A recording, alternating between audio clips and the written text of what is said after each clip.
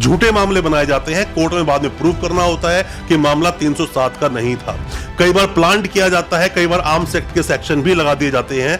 307 के मामलों में जल्दी से बेल नहीं होती, तो कोशिश यही करनी चाहिए शुरू से ही कि 307 को आप चैलेंज करते जाओ कि 307 नहीं बनता। दोस्तों, अक्सर आपको देखने को मिलता होगा कि मामला जो कि इतना सीरियस नेचर का नहीं था, इतनी ग्रीवियस हर्ट मतलब बहुत ज्यादा उसको चोट नहीं आई थी, मतलब कि जो कहता है सेक्शन 307 अटेम्प्ट टू मर्डर, और अटेम्प्ट टू मर्डर वाला जो मामला है वो बना दिया जाता है। कई बार झूठे मामले बनाए जाते हैं, कोर्ट में बाद में प्रूव करना होता है कि मामला 307 का नहीं था।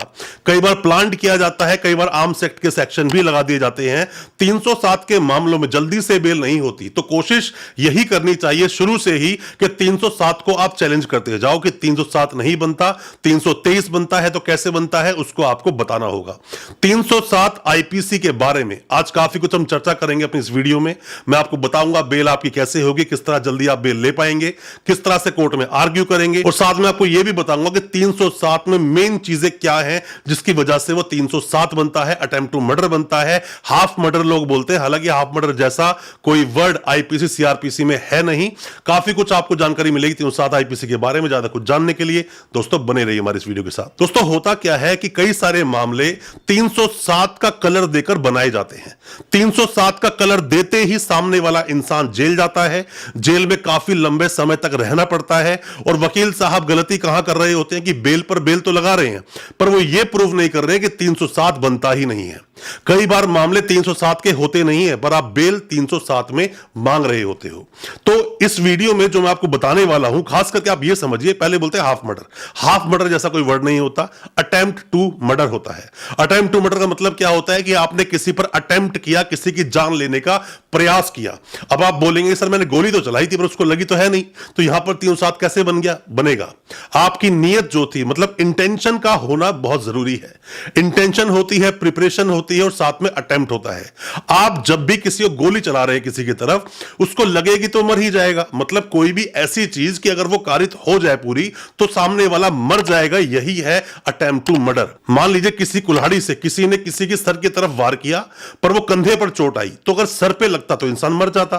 307 का मामला है, छोटी मोटी खरोंचे आई हैं, थोड़े से स्टिचेस आए हैं, मतलब कि इंसान हॉस्पिटल गया, 1-2 दिन में डिस्चार्ज भी हो गया, ज्यादा ग्रीवियस हर्ट नहीं है, ज्यादा चोटें नहीं आई हैं। 307 का मामला नहीं है।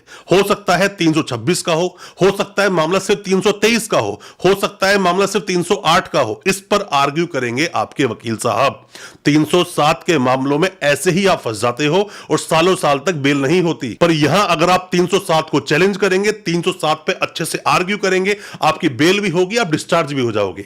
आपका कोई भी अगर केस 307 का होता है, तो क्रिमिनल वकील जो होते हैं, जैसे मैं अपनी अगर बात करूं तो हम लोग क्रिमिनल केसेस ही लड़ते हैं। और मैं हमेशा से बोलता हूं, कोई भी नए वकील साहब है, कोई भी लॉ स्टूडेंट है, कोई भी कानूनी जानकारी ले रहा है, या फिर आपका सगा संबंधी जानकार कोई जेल में है, 307 के मामले को लेकर पहली बात तो एफआईआर को बार बार पढ़ें, एफआईआर में से कुछ पॉइंट्स निकालें, और वकील साहब की खुद की जो एक्सपर्टीज होती है केसेस को लड़ने की, वो बहुत ज्यादा महत्वपूर्ण होती है, क्योंकि ये क्रिमिनल मामले हैं। ये 307 का मामला बहुत सीरियस होता है। सीरियस क्यों है? 302 में तो किसी को मारा वो मर गया, गवाही देने के लिए सामने नहीं है, पर 307 में सामने खड़ा होता है वो कंप्लेनेंट, जिसको आपने मारा था, जिसकी चोट लगी है, वो सामने खड़ा होता है। अब एक केस में मान लीजिए कोई इंसान ये बोलता है कि मैंने उसको चाकू मारा, पर चाकू में उसको मारना नहीं चाहता, चाकू वो लग गया, तो आपके हाथ में वो चाकू कर ही क्या रहा था? चाकू आपने उसकी ओर बढ़ाया तो मारने के लिए ही बढ़ाया, लग गया, चोट आ गई, ग्रीवियस हर्ट हो गया। दोस्तों, हालांकि आपको ना ग्रीवियस हर्ट क्या बोलता है, मतलब कि सीरियस इंजरीज क्या होती हैं, उसके बारे में 320 को अच्छे से पढ़ना चाहिए। 320 पर डिटेल्ड वीडियो बनाई है हमने अपने इस चैनल पर, उस वीडियो को हम डाल भी देंगे डिस्क्रिप्शन में। उस वीडियो को पूरा आप देखेंगे, समझ जाएंगे कि 320 कब लगता है, 326 कब लगता है। पर 307 में यह गलती आप बिल्कुल ना करें। 307 लगते ही बस 307 को समझकर पीछे भागना शुरू कर दें और सिर्फ बेल बेल बेल करें, ऐसे में बेल आपकी नहीं होगी। जब भी कभी 307 का मुकदमा किसी पर भी दायर होता है, तो ऐसे मामलों में खास करके कुछ चीज देखी जाती है, जैसे कि रीजनेबल डाउट, मतलब किसी इंसान पर डाउट हो सकता है कि उसने ही अटेम्प्ट किया होगा, सामने वाले को मारने की कोशिश की होगी उस इंसान ने। पॉसिबिलिटीज कितनी थी, अगर इंसान के वो चीज लग जाती तो इंसान मर ही जाता, कितनी पॉसिबिलिटीज थी उसके मरने से। मान लीजिए छोटा पत्थर किसने जो फेंक कर मारा, अब बोलता है कि तेरे पत्थर फेंक कर मारा और मेरे बहुत तेज चोट लगी, 307 में डाल दो, ऐसे कैसे हो जाएगा? छोटे से पत्थर से किसी की मौत नहीं हो सकती।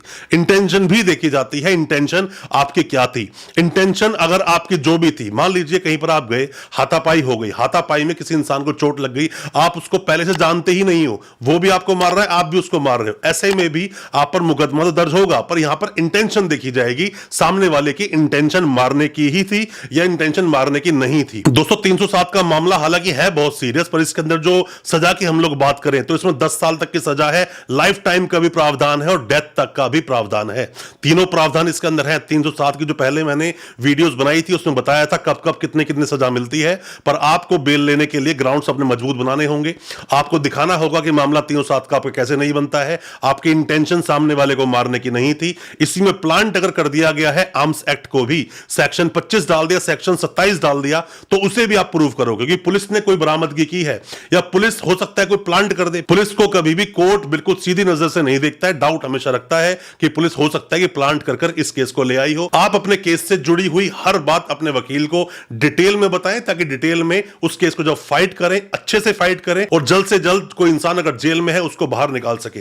एंटीसिपेटरी बेल भी होती है, एंटीसिपेटरी बेल भी मिल जाती है 307 में, घबराने की जरूरत नहीं है। डिपेंड करता है केस क्या है, केस टू केस डिपेंड करता है, क्योंकि सभी केस अलग अलग होते हैं, सबका नेचर अलग है, मारने का तरीका अलग है, किसी इंसान को चोट कितनी है ये अलग है, एमएलसी क्या बोलती है ये अलग है, किस हथियार का इस्तेमाल किया ये अलग है, ये सब कुछ 307 में देखना पड़ता है, तभी बेल होती है। दोस्तों आप हमसे ऑनलाइन कंसल्टेंसी भी ले सकते हैं, दिए गए नंबर व्हाट्सएप कर सकते हैं। कोई सवाल आपके दिल में है कमेंट बॉक्स में सवालों को पूछें, हम आपको उसका रिप्लाई करेंगे। और दोस्तों अच्छा लगा हो आज का वीडियो, हमारी वीडियो को ज्यादा से ज्यादा अपने दोस्तों परिजन परिवार तक शेयर करें, ताकि वो भी अपने आप को कानूनी जानकार बना सकें। और हमारे चैनल को सब्सक्राइब करना बिल्कुल ना भूलें, साथ में लगा बेल आइकन जरूर दबा दें, ताकि इसी तरह की लीगल अवेयरनेस की वीडियोस आप तक पहुंच सके सबसे पहले।